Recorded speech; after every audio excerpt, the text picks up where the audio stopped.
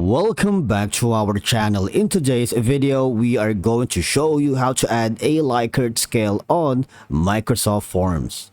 Let's begin. Okay, so the first thing you need to do is to log in using your credentials.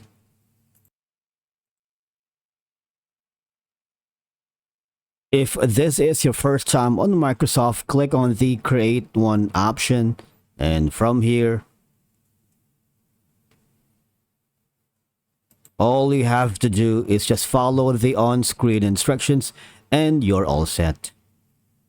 Now, adding a Likert scale to your Microsoft Forms can be beneficial for a lot of reasons because number one, it provides a structured format to gathering quantitative data.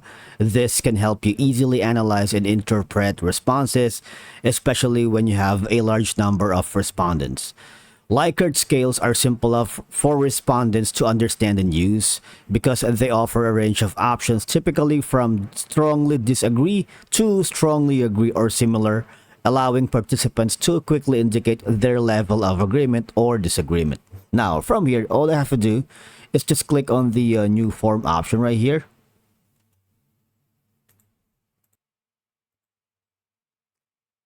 Now, you can continue without signing in, or you can continue signing in using your credentials. It's okay. Now, from here, just click on Add New.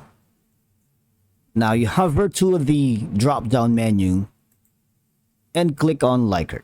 As you can see, it is used to gauge attitudes and opinions about a topic. Click on it. And from here, now you can change the questions from something like this one. You have an option here for the statement. You can change this as no, yes, or something like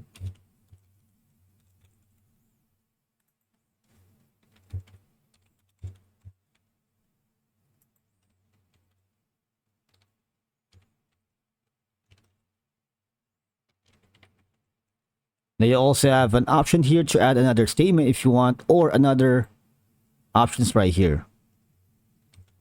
So it's all up to you. Now you also have an option at the bottom which says required when you click on it, and also have an ellipsis for more settings within the question. Say for example, add branching, okay, or something like end of the form. So it's all up to you. Everything is highly customizable when you add a Likert because it provides a standardized format for responses, which helps ensure consistency across different respondents. This makes it easier to compare and analyze responses, especially when conducting research and evaluations. Now, from here, you can also add a description. If you click on Add, you can insert new right here. Okay, something like this one.